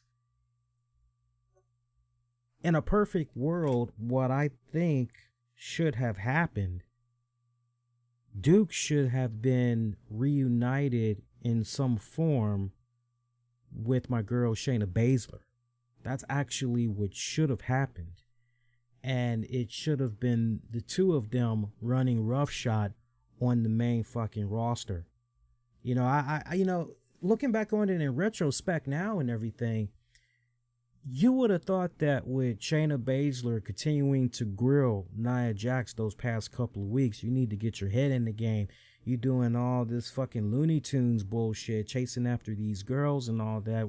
We need to be focused on our matches. We need to be focused on our championships. I can't have you continuing to come out here and you understand? So I find it kind of weird that, now we're kind of in this position here where Shayna, Nia, no longer the NXT Women's Tag Champions.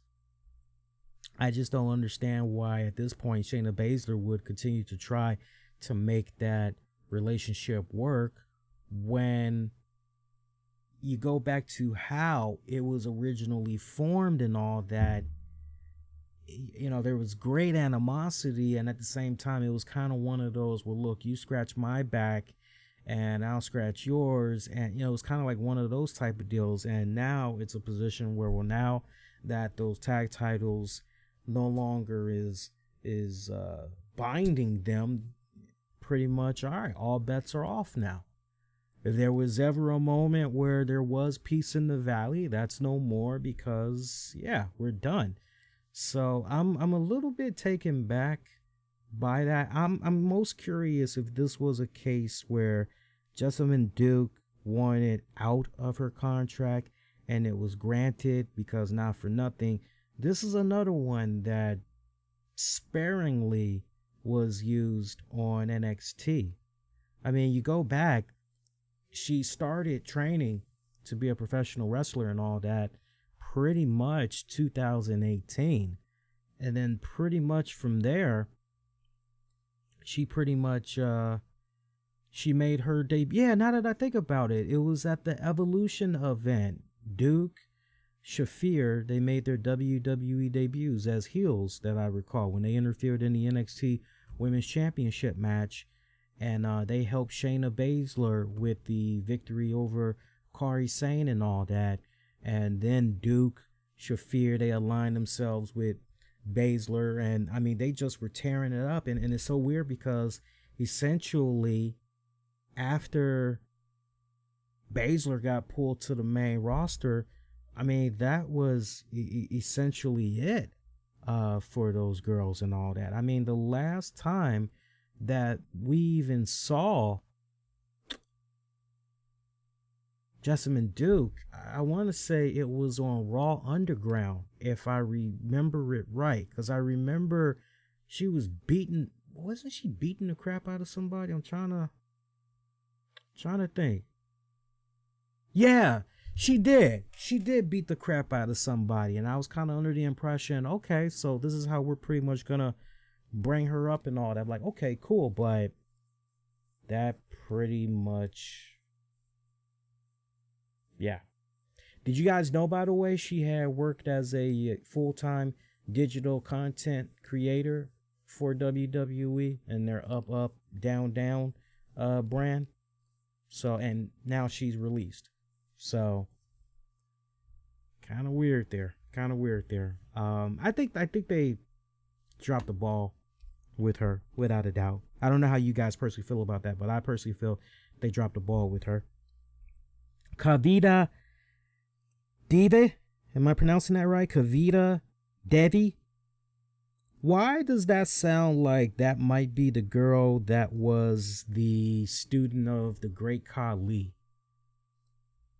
I mean, it almost sounds like that's the one. I actually have to see the image here, so let me actually pull up her image. And oh, yep, I called it. I called it, Kavita Devi. Yeah, this was one of Great Khali's students. I remember this one. Yeah.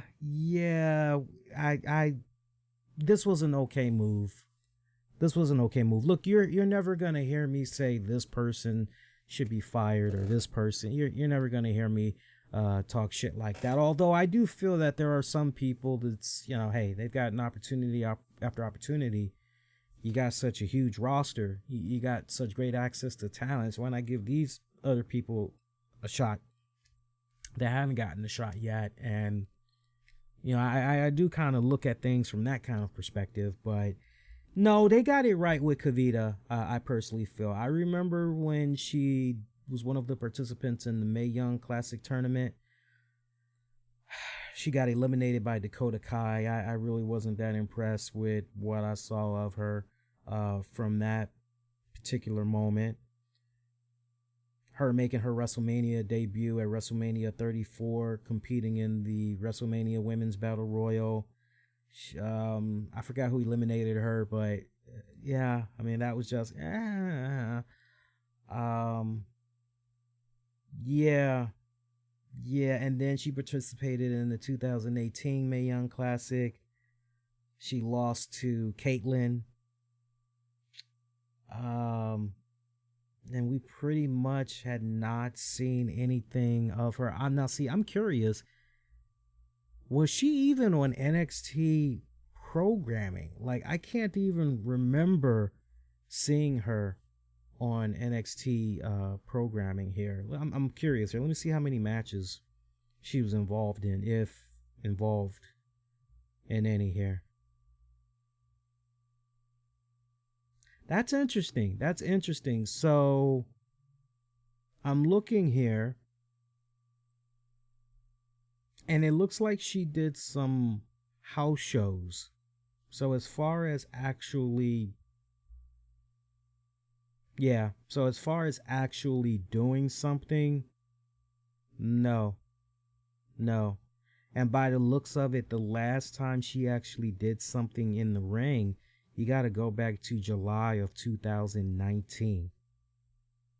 God, is that can't be right. That can't be right. Surely she did something in 2020. I'll have to put that on you guys. Surely she did something. Yeah, that can't be right. Yeah, that. Wow, 2019 was the last time this girl did something? Because that WrestleMania Women's Battle Royal that she was in, that was WrestleMania 34. So that's 2018. So you're telling me she pretty much hasn't. Wow. I didn't see anything that impressive from her. I don't know about you guys, but I didn't really see anything that was. I mean, other than height, it's like, okay, you got height, but what else you got? You know, we got height with Raquel Gonzalez. What's up with personality? Dry as I don't know what. Sometimes dry can be good, but then there's nah. You ain't got nothing. Alexander Wolf, gotta say, that's a very surprising one. A very surprising one. I just don't understand now, especially considering we had saw the Imperium dudes, they beat the crap out of Wolf and everything. So I'm very, very surprised at this release. I don't know what to make of that one. I really don't. I don't know what to make of that one. Man, this guy, well, you know, not for nothing, but you can make the argument that, well, of all the NXT talents from the male side of things, he had been down there in NXT for a good minute. I'm trying to think. Yeah, Sanity never did make it to the main roster from what I can recall. I'm trying to think. I'll have to rely on you guys. My brain is a little bit fuzzy, but I don't remember Sanity as a whole making it to the NXT, making it to the main roster and causing a ruckus. I don't remember that happening. I pretty much remember Sanity just getting broken up and everybody was just scattered on different brands and all that. And I remember for a hot minute, if I recall, seemed like Killian Dane and Alexander Wolf were doing something for a hot minute, and then they kind of both magically disappeared. If I recall right, my memory's a little off, so sometimes enough time passes, it gets a little fuzzy there. But Alexander Wolf definitely has been down there on the NXT side for a good minute now. So this might have honestly been a case where, okay, you know what? We only see you going but so far. You know, it could be one of those deals. Because think about this. We're talking since the whole NXT thing with Alexander Wolf. You got to rewind it back to 2015, guys. Since 2015. So, I'm trying to think here. Yeah, you know, now that it's coming back to me, it was during the 2018 draft. Sanity without Cross, that's what it was. There was no Nikki Cross with them. Sanity got drafted to SmackDown. That's what had went down. Because I remember now they were feuding with the Usos for a hot little bit. And then somehow like Jeff Hardy was involved in there, and then they got involved with New Day and all that. Yeah. So it's kind of coming back to me. But then they got disbanded, from what I recall.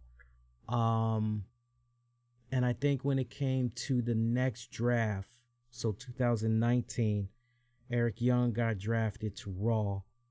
And then Wolf ended up going to the NXT UK brand for a hot little bit. Everything pretty much led to Imperium. So yeah. This might have been a case where glass ceiling, the peak, the pinnacle, it's pretty much been reached. Kind of might have been one of those type of deals, or maybe from a creative standpoint, maybe Wolf wanted to go in a new direction with his career and all that. Should be interesting to hear what he has to say as far as how that release had came about. Let's see. Who else we got here? Skylar Story. Now, I'm not going to even lie to you guys. I don't know anything about this one. I actually got to look up her face because I've never heard this name before. So let's see who we got here.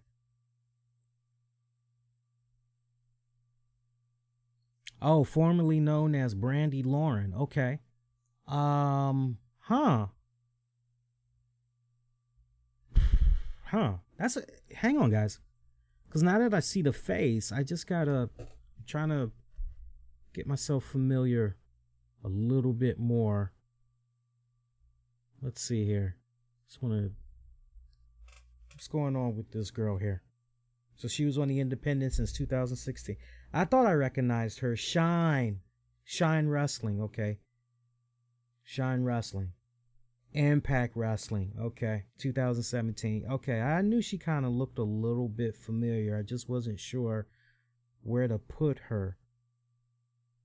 Okay. So she made her debut in NXT at the May 2018 tapings under the name Brandy Lauren, losing to Lacey Evans. Then on August 31st, 2020, there was a report that she had signed it with WWE for the NXT brand. Then on October 7th, 2020, WWE, in an official press release, announced she signed the company with the NXT brand. Okay, well, if that's the case, then my question is, what the hell had been going on with her? Because by the looks of it, she has not done any matches for NXT other than the joint with Lacey Evans. So my first question, how many matches did this girl have? So let's see here. Because if I may recognize the face, but if I can't think of any matches, that's where it's kind of like, damn, were you even on TV for us to see here? So let's see what she was doing here. Jesus Christ, y'all. Peep this. March 1st, 2020, she was involved in Evolve 146. Looks like she was facing Avery Taylor and Natalia Markova tag match, as Brandy Lauren had teamed up with Jessie Camilla. And then after that, you pretty much had the NXT women's title #1 contendership battle royal. And that's the one that Candice, that's the one that, give me a second. That's the one that Candice LeRae won, defeating just, who's who of women. But then you also had the one match there where she did something with Lacey Evans. But by all accounts, it looks like she only did 2 things in NXT. And so, yeah, this may be honestly a case right here where, despite the fact that she's 24 years of age, she has a great look and everything. This might have honestly, 2 cents from a distance, it might have been a case where they weren't quite pleased with her development in the ring and all of that, just stringing everything together. They might have not been pleased with how far along she was coming together, and just decided that maybe it was time to cut ties. It honestly could have been one of those type of deals. Ezra Judge, hopefully I'm pronouncing that name right. Ezra Judge, this is another name. It's amazing, these names that we're coming across for pretty much NXT releases. It's amazing, like some of these people like you've never fucking heard before. And you got to be like, okay, how do they look? How do these people look? Let's see what we got here. I don't even know. Holy shit. Holy shit. Are you kidding me? Holy shit. Okay, so he's known as EJ Naduka. Naduka. Holy shit. How the hell does that not work out? There's got to be more to this story. I wish I could share an image with you guys right now. What I can do, give me a second here. God damn, this dude is ripped. All right, guys, I'm going to post a link for you all in the chat so you can see this guy that was released. Bear with me. Where's my chat? There's my chat. Okay. All right. Check out that link. And apparently, just the bio I'm able to read of this guy, he was a former professional gridiron football and arena football defensive end outside linebacker. Also a professional bodybuilder. And when you guys look at his fucking pic, you're like, holy shit. That's pretty wild to me. That's pretty wild to me. I don't get that one. I'm a little bit like, we couldn't make that work in the WWE system. Just the look alone, we couldn't make that work. Okay. NXT referee Jake Clemens. NXT referee Jake Clemens. I actually got to see how the guy looks. Because no, I want to see how the guy looks. How does the guy look? Oh, him. Is that right? Hang on. I think I know the guy that was released here. Hang on. Let me just make sure. Nah.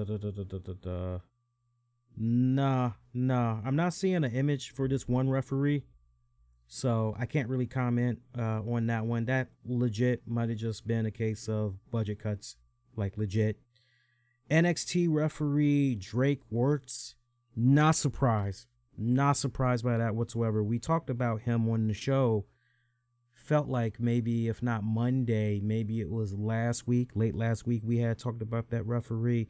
All the reports that were coming in about him and acting all crazy about wearing masks during the pandemic.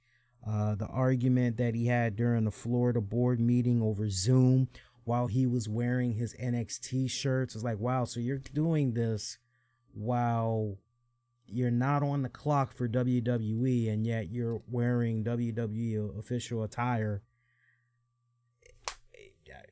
I mean, he's gotten way out there. You could almost make the argument that maybe with the past president and that respected administration, that maybe it had emboldened him, whatever was already there. It just basically heightened it to the forefront. You know, it just brought it out more. You can make that argument, or you could just say this guy has just gone cuckoo for Cocoa Puffs. I wouldn't fault you for saying that, but you just knew it was going to be a matter of time before he was going to be released. Apparently, at one of the last takeover events, he was pretty pissed off about something that Triple H was saying. You know, Triple H basically saying, you know, hey, we're for everybody. Doesn't matter your race, your creed, your religion, blah this, blah that. And he's getting all bent out of shape with regards to that and everything. But yeah, apparently most of these NXT talents that were released, they've got a 30-day non-compete clause. So, you know, honestly, for me, seeing that referee, like, you just knew. I'm not surprised at that. I tell you this much, you wouldn't catch my black ass in any type of a position like that. I'm not messing that money up for anything. Seriously. Easiest fucking money that you can make. And if you're gonna go all out there like that, look, there's nothing wrong with having faith, believing in your convictions and everything. And if you're willing to die for that cause, yeah, you're definitely a zealot, all right. But if you're gonna go all the way, you know, more power to you, as long as you just thought everything out, you thought about the consequences and all that, and you've planned accordingly. Hopefully this guy saved up his money, and I would hope that if there's any kids involved in all that, he has kids specifically. I would hope that he's done everything thus far to make sure that they're taken care of and all that. But of all the people that's been released, honestly, I would say look out for him to maybe try to go on some type of a smear campaign on the WWE.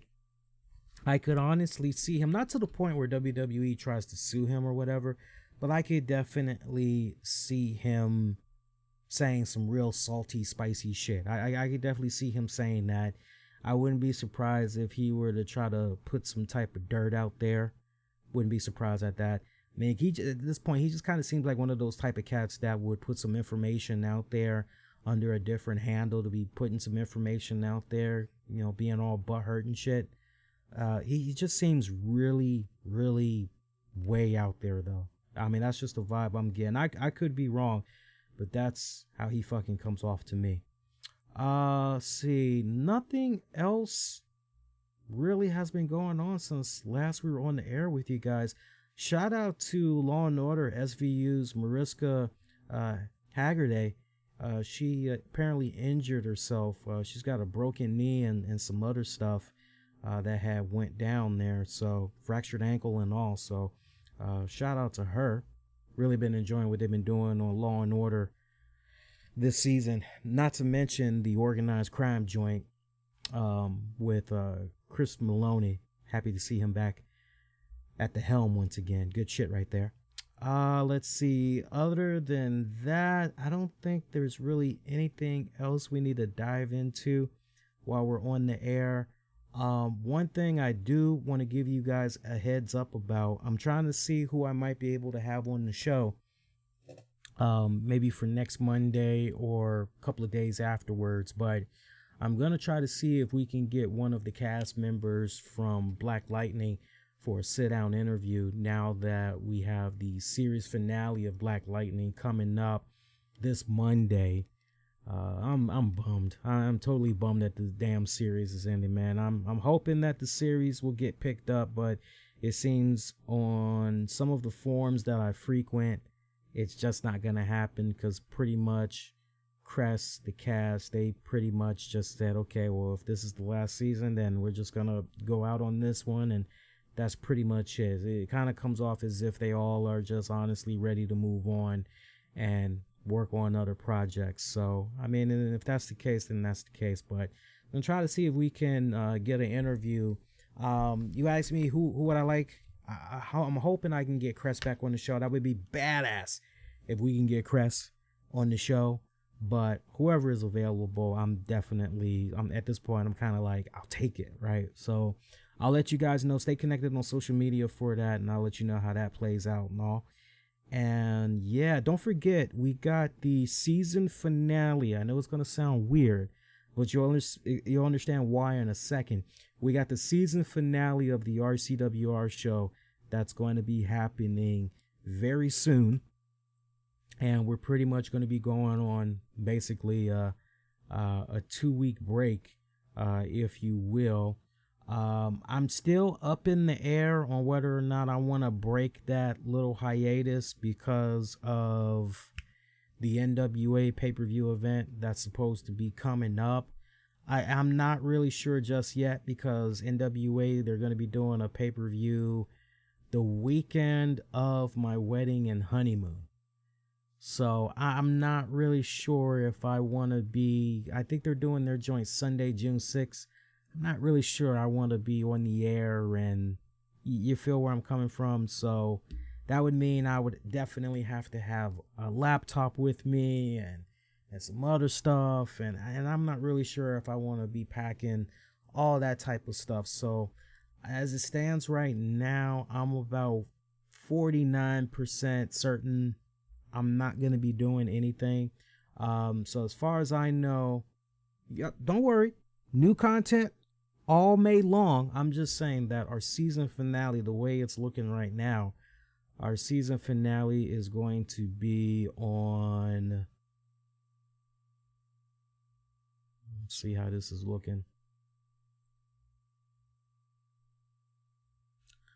It looks like our season finale is going to be on. It's either going to be on May 31st or it's going to be June 1st. That's going to be our season finale. And then we'll come back with a new season. We'll come back with a new season on Tuesday, June the 15th. Tuesday, June the 15th. That's going to be the new season premiere for the RCWR show. So I'll remind you as we get a little bit closer. Meantime, be kind, rewind, check out previous episodes you might have missed on demand and on the downloads wherever you get your podcasts. And one more time, you guys enjoyed yourselves tonight. You had fun. Make sure you haven't done so already. You hit that like, click the subscribe, click that bell notification so you don't miss out on future content coming your way on a regular basis. Get at me on Twitter, Facebook, Instagram. Use the keywords, the RCWR show. Those of you that's going to be waiting for this on demand and on the downloads, I'll have the audio be up in the next hour or so. Till next go round, Patreon Familia, y'all know who you are. Shout out to you guys. Shout out to everybody that supports the show. Shout out to everybody that's tuned in live. Shout out to everybody that will be checking this out on demand and on the downloads. Wishing all y'all to be safe. Most importantly, be kind to one another. I will see you all next go round.